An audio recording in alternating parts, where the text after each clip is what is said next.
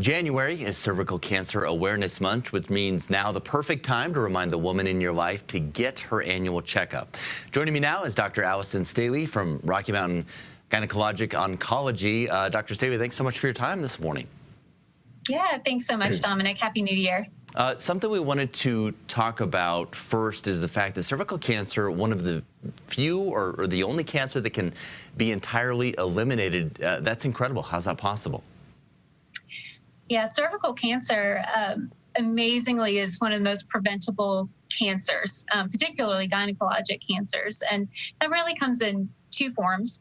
First is HPV vaccination, so HPV being the human papillomavirus.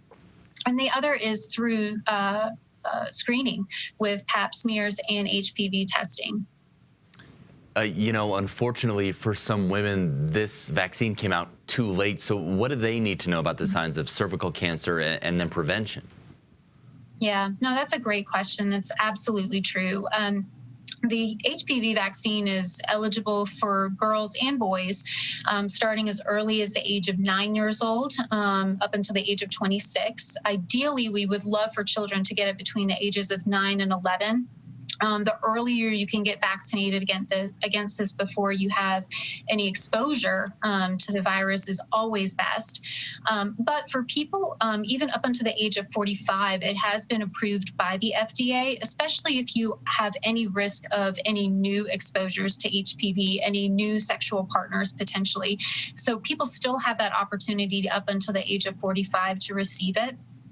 For people who are older or those who did not receive it younger, keeping up with pap smear testing and HPV testing with your women's healthcare provider is going to be incredibly important in being able to identify any early precancerous cells, treating them, and certainly hopefully preventing any cancer development. And if cancer has developed, catching it as early as possible to have the best survival opportunity and the best treatment options for you. And then if that is the case, you know, what kind of treatments exist for cervical cancer?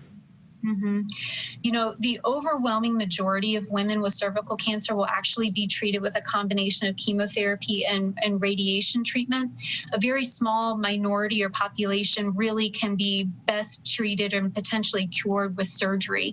But those are going to be women who have very early stages of their cancer and certain tumor characteristics that make them a good candidate for that. All right. And then before we let you go, you know, what else am I missing or what else do you want women to know about cervical cancer?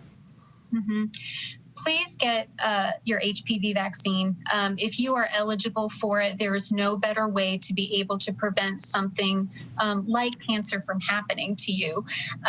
If you're eligible for it, please speak with your women's health provider. It's a 3-dose series to be able to get it if you're older than the age of 15.